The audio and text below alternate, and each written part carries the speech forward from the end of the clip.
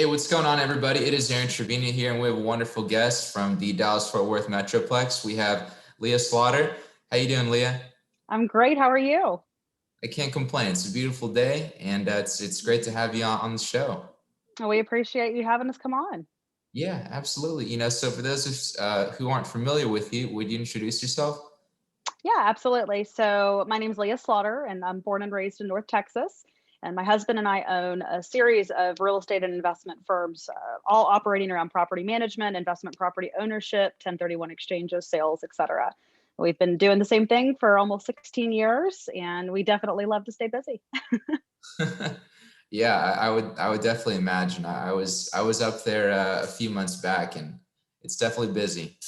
Oh yeah, it's been crazy watching the metro grow, especially being from here. Yeah, that's interesting as well. I'd love to get your take on that. So for maybe our viewers who are looking from out of state or another part of Texas, what does the Dallas Fort Worth Metroplex look like? In all honesty, I feel like North Texas is arguably the strongest market in the nation and one of the strongest in the world. And there's a lot of reasons for that. Our business climate and our business development mindset is key to everything that we do. Look, if you look all the way back to the last crash, North Texas held strong. And while everybody else was struggling and nobody was spending any money, we were pumping tons of money into our airports and into our infrastructure and our roads because we knew that we had something unique here. So the business mindset, no state income taxes, incredible business development, very low cost of living. We're the fourth largest metro in the United States, but we're the only one that's an affordable housing market. And the interesting thing about that is it really tells you where DFW can go. And so for people who are investing in the other top metros like LA and Chicago and these other huge markets, they're astronomically priced compared to us. And yet we have the strongest business climate, not only with our jobs and our income, but also cost of living. And so I feel like just in terms of poisure to grow, North Texas has everybody beat. And so we've been infinitely blessed to operate here. And it's been great watching it grow up basically my entire life. It's pretty neat, that you're able to kind of see that progression from growing up until now, right? Yeah, yeah, it's funny. I used to drive into what was then North Dallas, and they started building out Frisco, which for those of you that don't know our area, that's where Liberty Mutual and all your big companies went in, Toyota. And I drove my mom up there when I was a teenager, and they were opening the first mall, and it was in the middle of a bunch of cow fields. And we all thought, oh my gosh, they're crazy. What are they doing? And now that's not even considered that far north anymore. And so it's been crazy watching it grow. But it's the landmass that's so unique here because Dallas and Fort Worth were really all kind of one area. And you can go 75 miles an hour on our highway and still take 2 hours or 3 hours to get from one end of the metro to the other. It's huge. It really is. I was there last November. I was in Dallas on Saturday, and even just to get to Fort Worth on Sunday, it was huge, like you said. Yeah, it's great. And then of course they hit you with all the toll roads. So it costs you $15 to get from one side to the other. So they really have it made. Even better, huh? Even better. Yeah, exactly. Yeah, I know you touched on it briefly earlier, but can you kind of talk about, maybe what part of town you grew up in? Yeah, so I grew up in North Dallas, what now is the Tollway and Trinity Mills. So it really was as far north as anybody went back then. And now that's the heart of Dallas. And so it's changed a lot. I mean, the Tollway now goes all the way past Frisco and there are plans to finish it all the way to the Oklahoma border. A lot of people actually don't realize how close Dallas is to the Oklahoma border. We're only an hour away. And so that's really the way that we've grown. We've grown every direction, but that northern corridor is where all of your employers and just the crazy relocations have happened. So where I grew up now, it's just unbelievable. We had these little 2 and 3,000 square foot houses, and they were maybe $200,000 back then, and $700,000 now. So it's definitely changed a whole lot. Yeah, yeah, I would definitely imagine from that time until now. I'm just curious as well, were you always accustomed to being around the real estate industry, or how did you first get into the industry? So my husband was a manager with PetSmart Corporation, and we bought our first house at 18. And we worked with an agent who was a lovely guy, but he did not want to negotiate. It was, the height of the market. This was the end of 2005, and I wanted to negotiate for repairs and some other things, and he just wasn't having any part of that. So we closed on the house with my negotiation happening, by the way. And we're laying in bed one night, and Michael's like, we could do this better. We can go do this. And I think this is what the market is going to do. And I think we buy along the highways and do this weird model. And I told him he was crazy, which he does throw in my face quite frequently. And he had his license February '06. And I said, okay, fine. Well, I'm going to go get my license then. And we had our own company by August. So back then, there were a lot of people that were dual licensed doing mortgage and doing real estate. And we saw a lot of fraud in our first few months. We walked door to door, we did postcard campaigns, we hit it, just heavy. And we realized that that wasn't how we wanted to do business. And so we started talking with investors and doing everything we do now. We started calling the crash. And of course, everyone said, oh, you're just 18 and 19. Y'all have no idea what you're talking about. But we had a specific model where we put our investors off highway expansions, trying to stave off what we thought was going to come.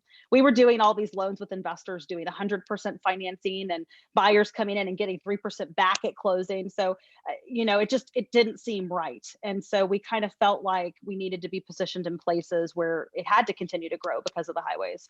And that's what we did. And that's where we made our name. And, move forward 15 years, we represent almost 1,500 investors. Michael and I ourselves buy between 70 and 100 units a year. And then our investors buy hundreds more, and we do everything under one roof. So we knew day one real estate was what we wanted to do. And for me, it was about building people a path to retirement. I saw my family working and working, and I knew that that wasn't what I wanted. I knew that I wanted to provide for my family and provide something that didn't require me to work until the day I die, because I think we all know now, no one's going to take care of us but ourselves.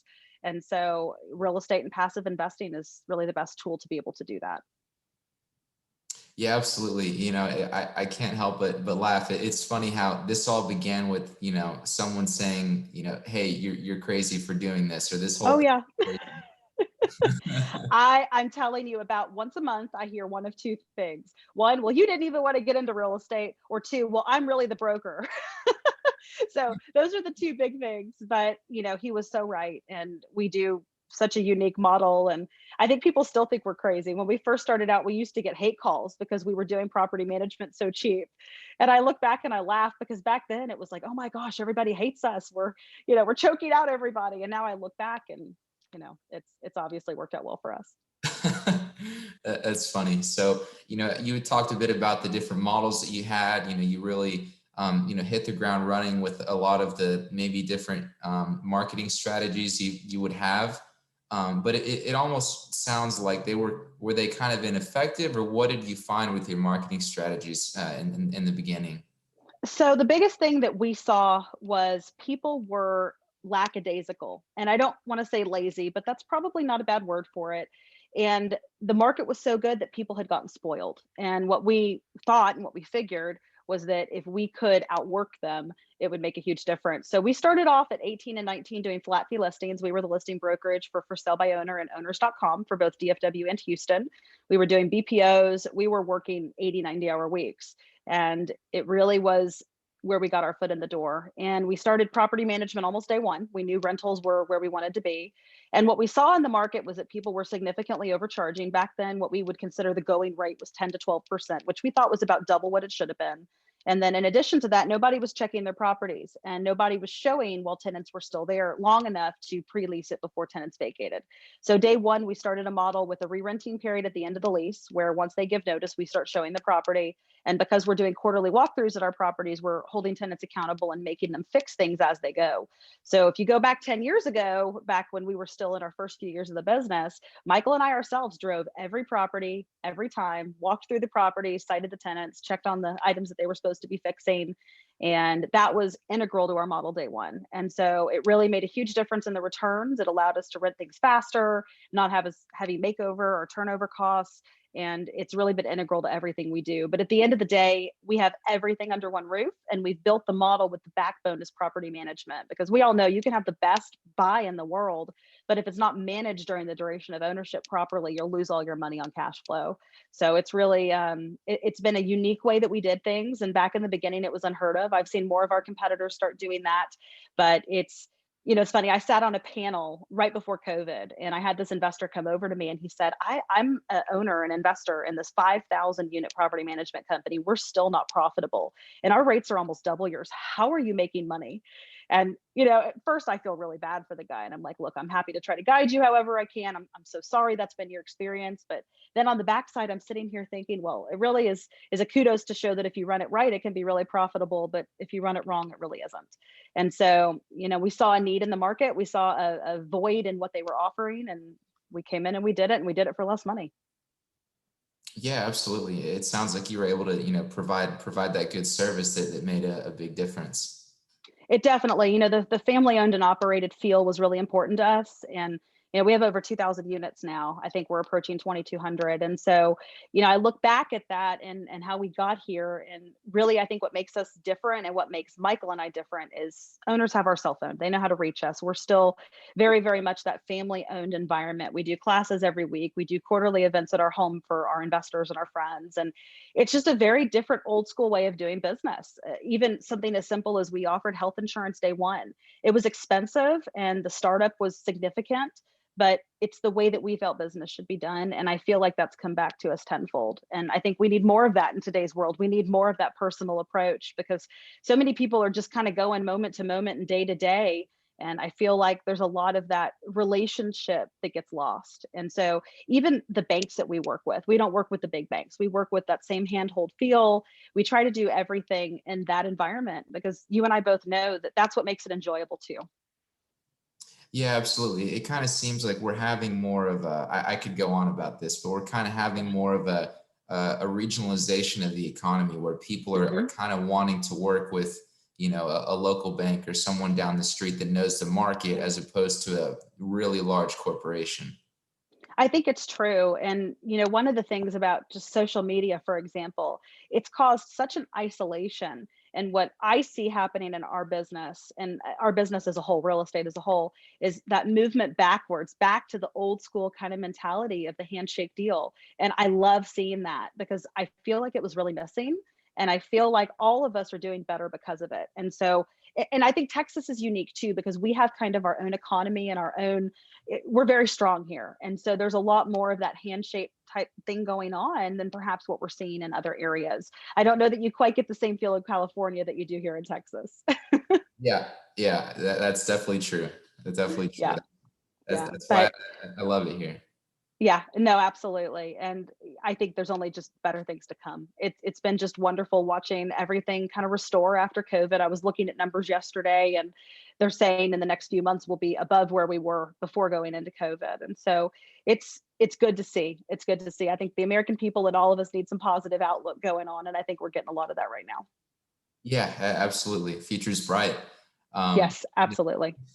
I'm just curious as well because you're talking about property management and multifamily, and I've heard this multiple times from investors, and they'll say, I just, I'm under contract. I just purchased this eightplex or 20 unit multifamily, whatever it may be, and they say, I don't need a property manager. I can do it myself. I want to save the money. What are the kind of the benefits of having a property manager? What are they doing on a day-to-day basis? Yeah, so the right property manager will make you more than what you're going to spend on them. What I tell people is this: why would, if your goal is retirement, why would you leave $100,000 or an $80,000 a year job to go do something that you can pay me $1,000 a month to do? And really, at the end of the day, that's the way I look at it. And so, from doing the visits to doing the leasing to handling the maintenance, which, for example, we have maintenance in house. So we do almost all of our repairs with our in house employed team, which means that the right people are going in there. You're getting it for below market value. And then also having access to the deals, not having to be on call 24/7. And one thing that all of us have learned this last year in COVID with people being home is call volumes up like 75%. And so there's more calls and needs than ever because everybody's home. People have been really fussy. And so I think we definitely are worth our weight in gold right now.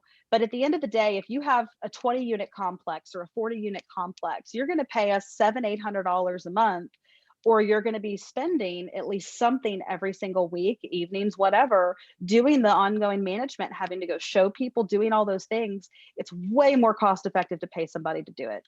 Now, if you have one or two rent houses, you may not need property management yet. If you feel comfortable and you feel like you can keep up to date on the laws and everything happening right now, then great, do it yourself, save yourself a couple $100. But at the end of the day, what I go back to is don't leave a job to go work another one. The goal here is to be retired or to be passive with your income. And if you're having to actively manage, that's not happening. Yeah, I mean, you hit the nail on the head there, saying don't leave your job, just to take on another one, right? Mhm. Yeah, I see all these gurus out there. Oh, I'm retired. I don't work anymore. And 10 times a day, they're posting pictures at their properties and watching their rehabs and having to oversee everything and go show rentals. And I'm like, you are working. You are working. And so, and that may be what you want. You may want to sub some job you hate to go do real estate. And that's awesome. But if your goal is really to be passive and go live that life of retirement, then you really can't do that without a property manager. Yeah, absolutely. So let's say that, I am a multifamily owner. I do have that good property manager. How would you suggest someone build their portfolio from your perspective? So our model is based on 1031 exchanges and also max leveraging of acquisitions. And so we have two different kind of facets of how we do our investment acquisitions. One is a direct new construction in high growth areas sub 175,000. And so those tend to appreciate very quickly. There's some equity capture because of dealing in infill areas that are in heightened growth territories off highways. And so those we tend to be able to sell every 2 to 5 years and double the portfolio with the equity that comes out with the 1031. And then the other avenue we do is a modification of the Burr model, where we actually have upfront lending that allows you to capitalize on built-in equity at acquisition post rehab and use that towards your down payment. And so, say you buy, and this is what I do all day long, you buy a property worth 500,000, you buy it for 300, you put 100 in it, you're only in it for 400, but it's worth 500. You can use a lot of that equity towards your down payment to have just a little bit of cash in the property. And so then your cash on cash return skyrockets. One of the biggest pet peeves I have are when people use cap rates, because cap rates are not good. And there's a lot of reasons why, but most importantly, it's because it doesn't look at the merits of that specific deal with your cash and your lending opportunity. And so it's very hard to look at deals apples to apples because it doesn't take into consideration what's available to you for that particular deal. And so for those that are doing those types of models, you really can have a lot of equity capture and propel yourself to the next level. Someone who has 6 to 800,000 in a retirement account, they often can use that money and leverage it over 2 to 3 years to get completely to retirement with that model, and even with the new construction model as well. So, again, our goal is to get people to passive income and not have to work until they die. So that's kind of what we build everything around. Absolutely, absolutely. You really hit the nail on the head there. I'm just curious as well. For those of us who aren't too familiar with it, you made a very great point about cap rates. Could you explain what a cap rate is and why it's important? Yeah, so a cap rate essentially is the same thing as running a cash on cash return with 100% down. And so when you're looking at cap rates, you're really looking at cash purchase analysis, which is fine because it's a general number that everyone looking at a deal can look at the merit of that deal. But if you're someone who's using leveraging and you're trying to maximize cash on cash returns, that cap rate is not going to be able to tell you with equity capture and better lending prevalent terms that are available right now what that return is really going to be for you. So your cap rate may show as 5 or 6%, but if you actually run it with the proper leveraging or equity capture, it could be 60, 70, 80% return. And so my biggest problem is I think it misleads people. If you're a cash investor, it really doesn't matter, right? Because you're not doing leveraging. But for anybody financing in any terms, a cap rate is just not going to allow you to accurately compare deals to one another. Because some deals, based on the equity at the end, they may not have the best rent return relative to value, but because of the equity capture, you'll have so little cash in the deal that their return may be skyrocketed. And so by looking at cap rates, you just can't look at that. Yeah, absolutely. I don't know the exact verbiage you used, but it was almost kind of like comparing, maybe apples to oranges or something. Yeah. It is. It absolutely is. And I think that if you get stuck in that cap rate scenario, I also don't feel like you do the kind of fight to be able to find those properties that are going to allow you to have that equity gain. Because at the end of the day, that equity that you're acquiring and you're gaining is what's going to allow you to propel forward with 1031 exchanges or cash out refinances. And so for those of us that, I have a primary income, right? So I'm not only investing, but I have a primary, very successful business building my cash reserves to keep buying. A lot of people don't have that. They may have a great income, but they're not able to add those types of reserves. And so in that situation, that equity that you capture is what's going to allow you to keep going, because eventually you'll run out of money. And so if you're not feeding back into the bank account to keep buying, if you don't have that equity capture and that appreciation, you're stuck. Once you're done, you're done. And that's why it's so important to buy right. And right now, my fear is, and what I'm seeing is a lot of people in this market, they're buying just to buy, especially if they're coming out of markets like California or New York, where they've sold expensive assets. And my best advice to you is buy right, don't buy to buy. And so just make sure you've got the right team in place, whether it's in Texas or Florida or wherever you're going, and buy the right product. Just because you're buying in a hot market doesn't mean that asset's going to do well. You need to buy the right product in a hot market. Yeah, there's definitely a lot to be said for that, not just, blindly buying, but actually having some sort of rationale behind it. Yeah. Yeah. And, some of the numbers that things are going for down in the city is crazy. And they still seem cheap, right? Because we're a top market, we're this huge business. It's just huge, right? And the problem is that people are coming from other states and they're used to paying way over asking. They're offering no inspections. They're just doing a lot of silly stuff. And so it's important that you stick to your model, whatever that model is, regardless of what the market's doing. And if the numbers don't make sense, they don't make sense. Yeah, that's absolutely true. You mentioned a term earlier. You mentioned the term 1031 exchange. Could you kind of explain what that is and why it's important? Absolutely. So when you have a property that you have a gain on, or you've had an increase in the equity or the value of that property, if you were to sell that property and take the profit, you'd be paying taxes on that. What a 1031 exchange allows you to do is to sell that property and put the proceeds into a 1031 exchange account. And essentially, what that is it's a process where you put the proceeds aside, you go identify new properties, you use those proceeds to buy the new property, and it completely defers your taxes. And so the goal with all real estate investors is to 1031 exchange, 1031 exchange, keep doing that process and defer your gain until you die. And so for those of us that do that model, which I do, I've done 4 or 5 1031 exchanges already this year, and it's only February. We are making sure that we cash out when we need to get cash out of properties, and then later 1031 exchange. And essentially, you never pay any gain taxes because you're never taking a gain. So there's a big tax incentive benefit with taking a cash out as opposed to doing a sale and gain. And so for most of us, again, it goes back to we need that capital that's in that equity of that property to keep going forward. And so it's very important that you either sell to capitalize that equity and do a tax deferred exchange, or you cash out and then pull your equity out that way. And while I'm on the subject, let me tell you why cashing out is usually not the best option. What happens when you buy a property that's distressed is you have a lower property tax value, you have lower cost because it's not worth as much, and you have a lot of really great cash flow in the beginning. But as that property goes up and the value goes up, your expenses go up as well, and rents don't go up at the same price, percentage as value does. So while values may be going up 10%, your rent's only going up 2.5 to 3%. And so every year you're essentially losing 7 to 10% of your value in terms of your cash flow on the rent. And so it's very important to keep selling your properties and starting back over so that you buy back in at distress to maximize your returns. And so when we run our performas, what we look at is up to a 5-year ownership plan. And so when we look at just appreciation doubling your portfolio's equity, even if you have no equity gain at 3 to 5% appreciation a year, you still can have enough equity to double with the 1031 exchange every 5 to 6 years. So even in a poorly performing market, you still could double every 5 to 6 years with no extra cash. Now you buy right with equity capture, and in a heightened appreciation market like what Dallas has been, although there's no crystal ball, we assume that's going to continue. It really allows you to just propel yourself to the next level. And that's what we do. Yeah, yeah, absolutely. So in the words 1031 exchange, I see the word exchange. You're swapping something for something Mhm. else.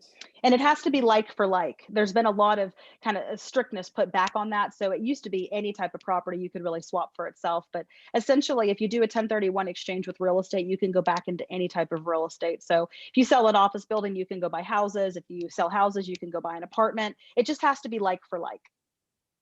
Okay.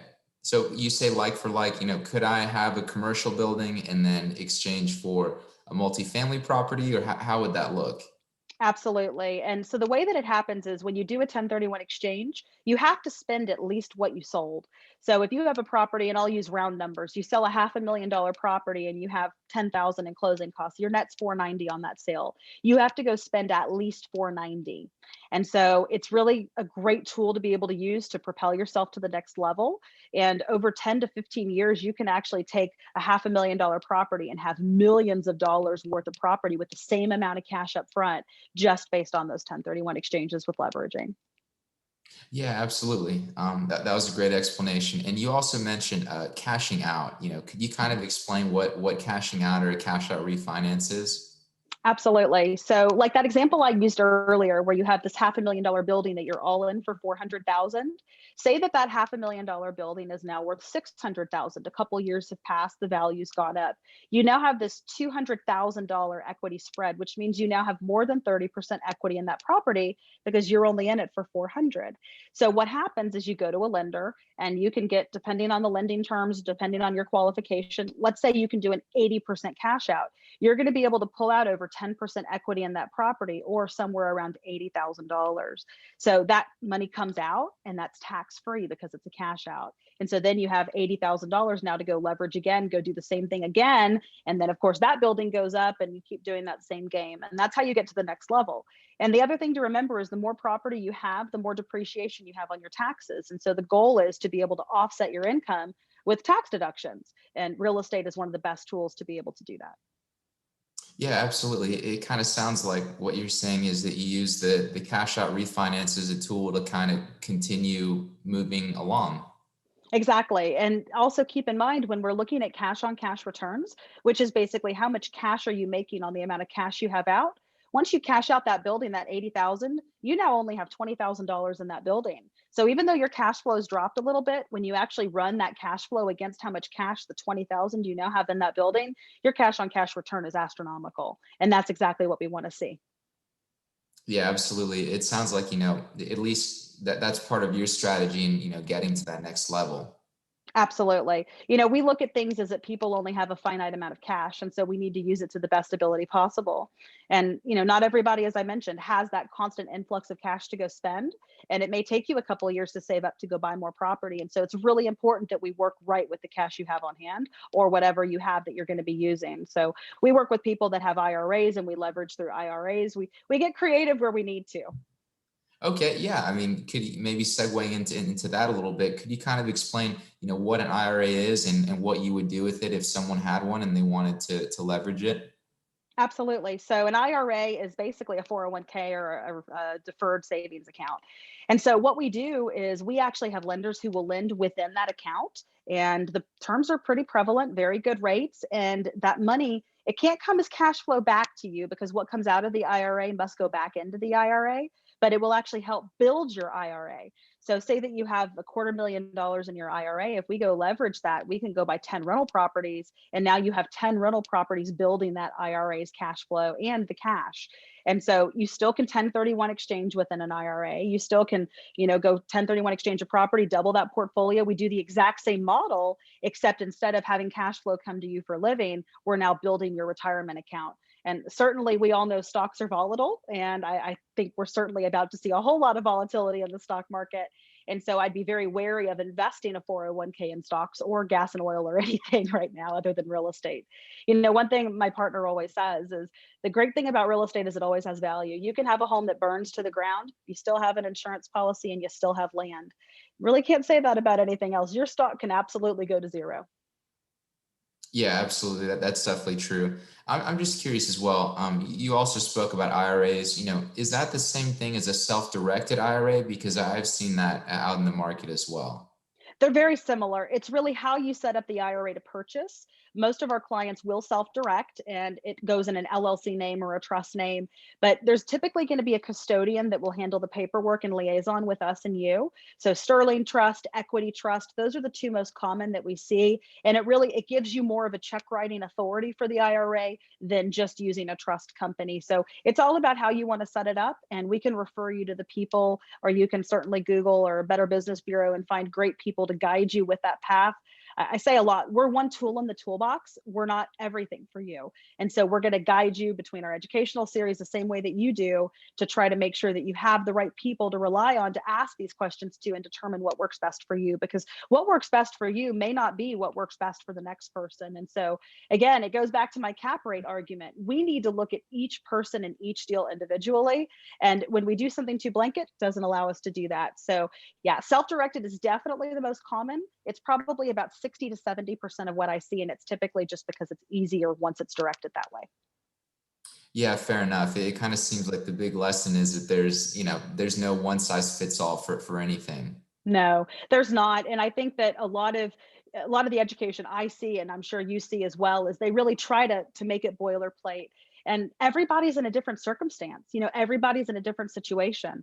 I have people who buy with me and invest that they make $50,000 a year as a teacher, and this is how they're replacing their income. And then I have people who have millions of dollars cash in the bank, just trying to leverage their cash for better use. And so everybody has a different situation. And it's really important that whatever team you build, wherever you're buying, or whether you're doing it yourself, that you build a model that works for you and for your needs, and don't try to just copy or mimic what other people are doing, because I think that's where a lot of people get in trouble.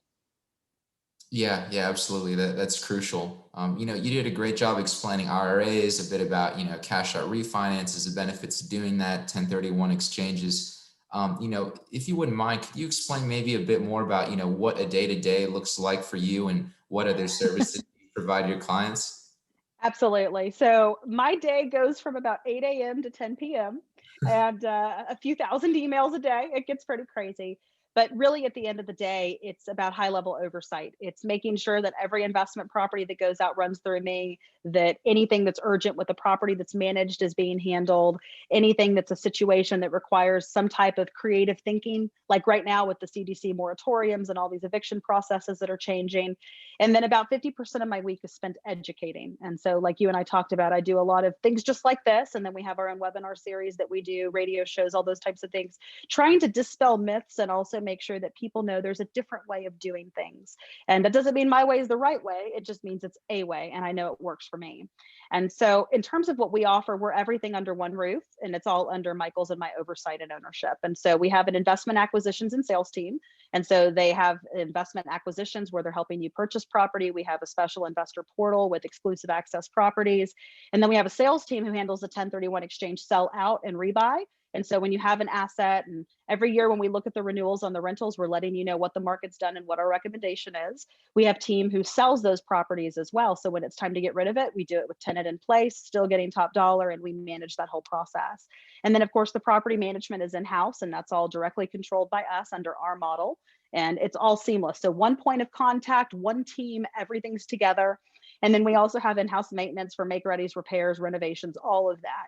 So really at the end of the day, our model is such that we want to make sure that we can control all aspects of the experience. So we make sure it's done our way and to our standards. And that's a really important thing. As I mentioned earlier, it's expensive to do, but it's well worthwhile. And there's a reason why we've been around as long as we have. You start dealing with third parties, and you can't control everything. You can't control their staffing. You can't control their money flow. There's a lot of things you can't control. And so we try to do as much as we can in-house so that we can make sure it's done right. Yeah, absolutely. That's crucial, being able to provide that service that you do and, doing everything in house and making sure that everything's taken care of. Yeah. So to put it into perspective, our total team is almost 50 people. So we have and these are employees. And so these are people that, they've been background checked. Most of them are licensed, they're insured, they're in company marked vehicles. It's a very safe way for us to make sure that we have quality control. And we love it. And it also, it helps me on my properties too, right? When I need something, I just send my people over. So it benefits me too. Yeah, yeah, absolutely. Everyone wins, right? Exactly. That's the goal. We all do this together. Cool, cool. Now, I'm curious as well. Are you strictly servicing the DFW area, or where are you primarily working? So we're about 75% of Texas at this point. So your main metros, Houston, San Antonio, Austin, Dallas, Fort Worth. We go all the way to East Texas to the Arkansas border. And right now we go all the way west to Abilene, and we go south through San Antonio all the way down. We have not hit the far South Texas border. I don't think that we will. So Harlingen and all those areas we don't service, but really that entire Central Texas and East Texas corridor, we cover 100%. Okay, yeah, wonderful. Is there anything else you haven't said that you'd really just like to hit home? The best thing that I can tell people, and one thing that I'm trying to say a lot right now, is don't rely on the news for your information. And it's a really, really important thing to say right now, because I feel like there's a lot of fear mongering out there. And I'm telling you from the inside, and I'm telling you from seeing operationally what's going on. The market is strong. The market is stronger than I've ever seen it. And tenants are paying. Don't be dispelled that they're not. There are parts of the country that are really struggling, but they're the parts of the country that did not set up the backbone of their city and state governments to be able to support people in a crisis like this. And so the best thing I can tell you is invest in areas where the numbers look good, and don't rely on what people are saying on social media or anything like that, do your research. And the ways that you do your research is you go into the specific cities and you look at their different groups that are in there analyzing the numbers. You look at the apartment association data, the realtor association data. That's cold, hard, black and white facts that you can count on without opinion being injected. And so that is definitely the way that I recommend to pick your areas. Make sure you have the right team and just don't listen to the hype, because I promise you this market is crazy. And if you sit it out, you're going to really regret it. Well said. Well said. Yeah, maybe someone's watching and they want to get in touch with you. How can we contact you for your services? Absolutely. So my company is OmniKey Realty, and you can reach us at 833 OmniKey, or local to Dallas 972-480-8280. And then you can always look us up on Facebook, LinkedIn, Instagram, any of the major things, and reach out to us that way as well. And if you just want to join our class schedule to watch our ongoing weekly education series, you can do that through YouTube or through Facebook. Yeah, absolutely, Leah. It's been great, kind of hearing a bit about, the different strategies about what you do, property management, 1031s, cash out refinances. We really covered a lot of ground, and it's been a real pleasure. Thank you so much. It's been my pleasure, and I appreciate you having me on. Absolutely. We'll talk to you later. Absolutely. Take care. Bye.